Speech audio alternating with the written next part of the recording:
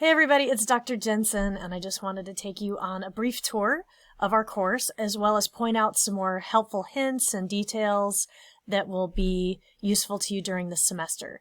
So let's jump into the page.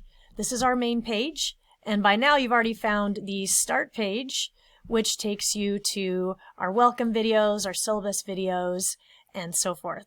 This is a little bio about me, and again gives you communication as far as my phone number that you can call me or text me at, Zoom meetings, my email, and again, I prefer that you reach out to me ahead of time for office hours so that I can make sure I spend the proper amount of time with you based on the needs you have.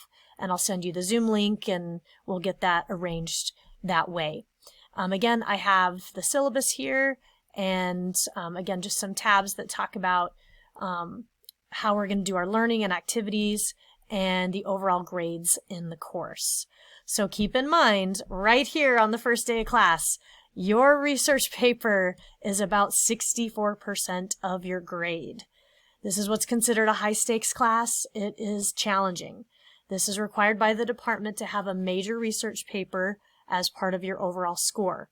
So keep in mind that the assignments, the paper projects, and the labs do help you with your grade. They give you a little bit of a boost, but most of your grade will come from this research paper. That being said, you must pass the final paper in order to pass the course. And because this course is a major requirement for your criminology degree, you have to get a C or better. So you must score that high. Okay. Let's go ahead and navigate back to the syllabus and our homepage. So we're jumping onto the syllabus now, which is again in this bar here. And this shows you the course syllabus. So you have a link to the hard copy version if you prefer that. Again, office hours and contact information is above. But here we have our overall course schedule. So right from the get-go, you have everything assigned by due date and name, and it's all ready to go. So if you need to plot out your entire semester on the first day of class, you can do that. Okay? Keep in mind, there are some weeks where you may have more than one item that needs to be submitted, like an assignment and a lab. So plan ahead for those weeks that are a little bit heavier than most. Now you'll notice a pattern. Pretty much everything is due except for something this week because we start in the middle of the week for fall 2022. Other than that, everything is due on a Sunday night. So in my experience working with online students, most students work at least part-time or full-time or have other things in life they are juggling, and they need the weekend to finish up their work. So I don't need to see your work until the very end of the week. So we start class basically Monday morning for a new week or a new module. And you get the entire week, including Saturday and Sunday, to get your work done. I don't need to see your work until just before midnight on Sunday. So 11:59 p.m. Sunday, I need your work in. Other than that, it is late. So I like to bring this up on the first day of class, just so you know. You can kind of count on Sunday night being the deadline each week. But if you know yourself and you need to get started earlier and say, hey, my week kind of slows down on Wednesday and Thursday, and that's a better day for me to do stuff, and I can turn it in early because my weekends are actually really busy. That's fine too. You can submit anytime up until Sunday by 11:59 p.m. One other thing I want to bring to your attention is the due date for the final paper, which is right here. It is Sunday, December 11th of this semester. So on the first day of class, you know your research paper needs to come in on December 11th. The very last item to submit before your paper is your last section or draft paper project, which is project 6. That comes in on the 20th. Now, just by way of announcement, that is the Sunday before Thanksgiving break. So that way, you've pretty much wrapped up most of this class by Thanksgiving. I'm not accepting late work anytime after that, so you need to get your work done by November 20th. Again, unless you have extenuating circumstances or you've made arrangements with me in advance, and it has to be an excused absence per university policy. So those are just some things to keep in mind, and I'm going to bring up one more little item just for your organization and planning. So this is the UF calendar. You guys have probably used this before a few times as seniors mostly. So here we have fall semester. I'm going to zoom in quite a bit. And here we are with the first week of classes here in August for fall semester. And essentially we have September, October, and November. And you notice there are a few holidays this semester. So we definitely have Labor Day and Veterans Day. And then we have the Thanksgiving holiday. So again, my goal is to try to get you largely wrapped up with everything minus your final paper right before Thanksgiving break happens, which is right here this week. Okay. Now notice you have a full week after Thanksgiving, as well as another few days before we get to finals week and reading days and those kinds of things. So my goal is to get you your final feedback for your paper and your projects during this last full week of classes, so you can have everything you need to do your revisions and editing and turn in that final paper by December 11th. I have to score something like 80 papers this semester. So I need the entire week to get everything scored. Most of these papers that come in will be between 20 and 25 pages. Multiply that by 80 students, that's a lot of grading. And this is, again, a class you have to pass in order to get your degree. So that's why it's due the Sunday of finals week, is because that's a lot of scoring, a lot of calculations. And there are some papers I score multiple times just to check my calculations and really verify grades prior to final grade turn-in, which is the 19th. So this gives me time to make sure everything is just right.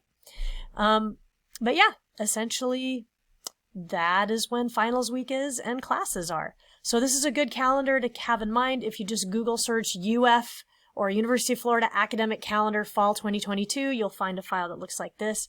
And I like to add little dates and stuff and make my own file, and I'll show you that in just a moment.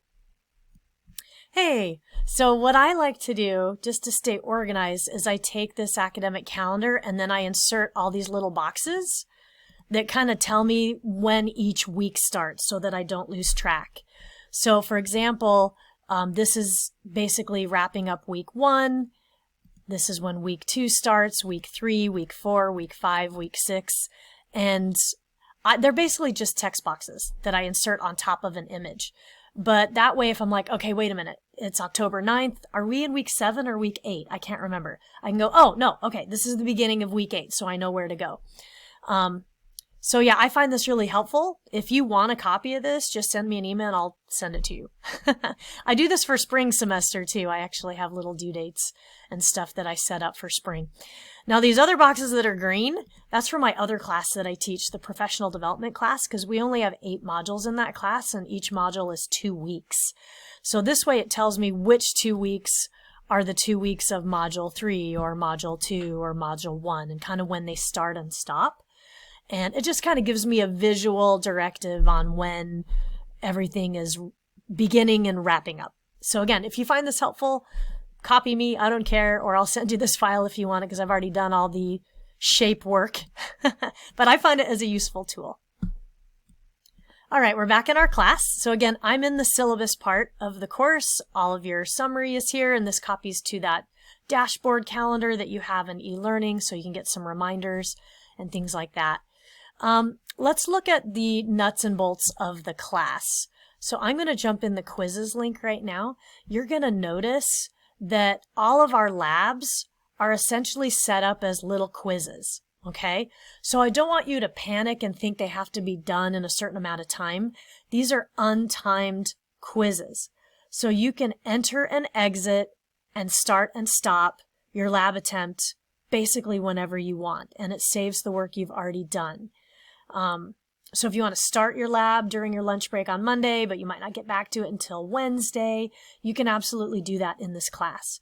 So I know you'll see quiz, and that might make you think you're, again, being timed or assessed in that way. You are not. They're untimed. They're basically just open quizzes so that you can put your answers in and select your answer choices for the lab. That's all they are. And then when you're ready to submit, you submit.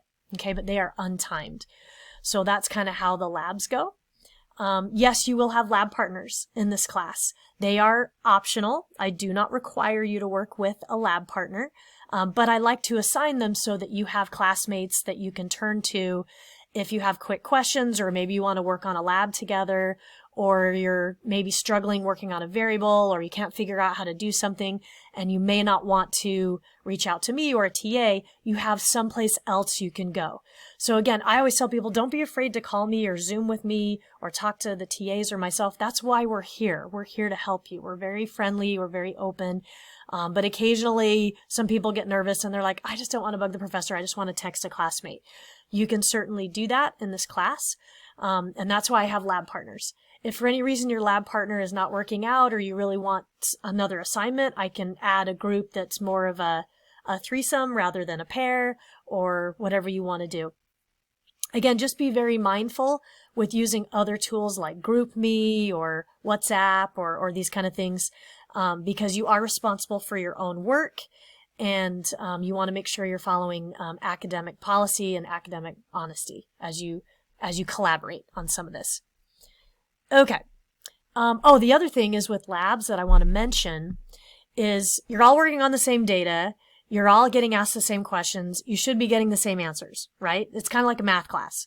So it's fine to reach out to classmates and compare and do those kind of things, but essentially you need to learn the process by which you got that answer or you figured that out, because those are the same kinds of experiences you're going to have in writing your final paper. So if you're too dependent on a classmate or a lab partner, it's going to put you in real trouble when it comes to the final paper because you won't know how to do anything. So make sure you take the time to do the learning for yourself and you don't lean too much on other people for maybe what they understand a little bit easier or can get faster. Because essentially at one point or another, you're going to be on your own to work with your own data and your own variables and run your own functions. And you need to know how to do that. Okay, we're going to go back home. And here in the class, we have all the modules. So all these are linked below. You can also use the modules tab to get to them. But we're going to click on module 1. So in here, essentially the way you navigate a module is you have your module overview that tells us what we're going to be working on. And then you have these tabs at the bottom. Always navigate left to right. So we have our objectives, any readings that you need to do, and you have videos to watch. And most of these videos are very short. Some of them are 4 minutes or 7 minutes or 9 minutes. They're quick. They're, easy. And then at the very last, after you're done with the content and the kind of lecture stuff, you go to the assignments and labs. So it tells you to complete assignment 1, do the getting to know you post, and then don't forget to check the assignment tab because this often has a link to walk you through the lab and help you with some of the navigation when you get stuck. Okay, so you actually have a couple assignments this week that need to be completed, and it's all in this last tab. But essentially, that's how you navigate a module. It's pretty straightforward. We'll go back home. And I want to show you one other tab that a lot of students overlook. It's called the Datasets tab. This is where you can download the datasets. Let's say you're using SPSS on your own hard drive, and you need to be able to get that data on your machine so you can complete the labs or work with it for your final paper. This is where you go get those files. So each tab has different links that will allow you to collect both raw data as well as a PDF or a text file for a codebook. Okay? A codebook is essentially a book that tells you the methodology and a readout of all the data collected inside a data set. It's kind of like your playbook, if you will. So, yeah, and these are the main data sets we use in the class. So they are all here, and just make sure you navigate through the tabs to find what you're looking for. You can also play with these data sets a little bit. They're not going to hurt you. If you're kind of wanting to nose around them and maybe try to browse for some variables that you might be interested in for a topic for your paper, because you get to choose your topic. So these are some fun data sets to browse to see if maybe there's some coverage on that topic for you to do a paper on. All right, heading back home to our main page. I'm going to go a little bit further in the class and maybe over here into module 11. And you see we have this module, we have readings, and I might have a sample section for you to look at, videos, kind of about what the section is about and kind of how to go about it. I have lots of help links, and seriously, if you watch every video, 2 minutes of your time, 10 minutes of your time, 5 minutes of your time. Sometimes it's not even a whole lecture hour. But if you just watch the videos, they really will walk you through what the whole class is about and how to be successful on the paper. What I find is when students get behind and they stop watching the videos, that's when they get into trouble. Because basically, when you don't watch your videos, it's like ditching class. It's very, very, very hard to get caught up, and this class is very much taught in a sequence. So if you get behind, don't skip ahead to try to catch up. You have to do that material before you can move forward, or you will be completely lost. So don't skip anything. Try to stay on task as best you can. And I often put links of videos from past modules by way of review, because sometimes people say, oh, wow, there was a video that was really helpful, but I forgot a couple of things, and now I'm really thinking about that for my final paper. So could you kind of deep link and relink videos in a future module? You bet. Let me know. I'm happy to put stuff in convenient places for you if you need them. So just keep that in mind. And then here you can see the last tab is not labs or assignments. It's actually paper project. So this is where you're going to be submitting drafts of those projects. But one thing I'll show you is if you click on the assignment submission, oftentimes it'll say kind of what pages you need to do, use the videos in the module as a guide, the file types that are available to submit, a PDF or a doc. And then here it gives you the grading rubric. So you actually know how you're going to be scored. So you can use this as a checklist prior to turn-in to try to do as well as you can. So just keep that in mind. One other module I want to bring to your attention that sometimes students overlook is, and again, I'm just clicking on module, so you can go module by module, is Project 1, Descriptive Tables. I actually put templates inside the project that you can download so you don't have to build these things from scratch. You can if you want to, but to me it's a lot more work. You need to especially make sure all the right information's there. So you actually have templates right here to use. And again, there's the grading criteria, right? So it's all there, but you have to kind of go into the assignment to see what pieces are there and available to use prior to submission. So clicking on the assignment doesn't mean you're ready to submit. It just might mean that you're getting instructions and getting some useful files and templates and things like that. One other thing that I like to provide to students is basically a sample paper of what you're going to be turning in. So if you go, I want to say it's down here, wrapping up research in Module 13, paper project. I may have it under readings or videos. I'll walk you through the entire paper in a video so you can kind of see what happens. Oh, here's the paper template. So it's already in a format for APA, but there are a couple modules. I might be back a module here. Might be in 12. Let me take a look. Or 14. Final paper. Sample research paper. Yeah, very last module. It says all done, right? And talks about some jobs you can do with all these skills you just learned. But if you go on final paper, you actually have a sample research paper that you can look at right now on the first day of class. So this shows you the running head, the title page, the abstract, kind of what the pages look like for literature review and theory. Eventually you're going to create a little diagram that looks like this. And then you have a methods section that describe variables you're going to use, as well as some tables that actually present the variables and what's inside them. And then some writing that describes the statistics that are run and the results that come from them. This is a regression table.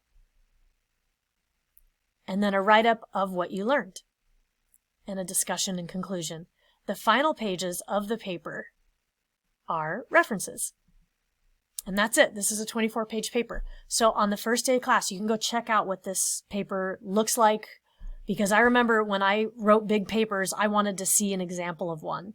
When I wrote my dissertation, I went to my university library and I checked out a bunch of published dissertations so I could see how long they were, the kind of information that was in each part, how they were organized and structured, and that really helped me. So again, you can go look at sample papers. I have a couple of sample papers you can look at, but this is one I keep pretty handy in the last module of class. So again, just kind of for your reference, I try to make this class as dummy-proof as possible and throw every possible resource at you that I possibly can. I walk you through a lot of things. I do a lot of videos, but I'm not perfect. I definitely miss things sometimes. So again, please reach out if you feel like something is not working for you and it needs to be changed. Again, just heading back home. Hopefully this gives you a sense of how to navigate the course, how to find things, submissions. I do use turnitin.com on all your submissions. So just make sure you're adhering to, again, the academic honesty policy and citing things properly. I also allow you to submit, and you can use Turnitin to kind of preview your paper and check it for anything you forgot to cite before you turn it in. You can do that too, because I don't like to play gotcha with students. That's not my style. But I do carefully check those papers once they are submitted. So make sure you use the tools at your disposal to learn how to cite properly, to check your paper for citations that are missing that you maybe forgot, so you don't accidentally forget to cite something before you submit. Because final submission is final submission, and I have to take that attempt as it came in. So again, if you have questions, let me know. But other than that, welcome to class, and we'll see you later on this week in the introductory posts. Bye-bye.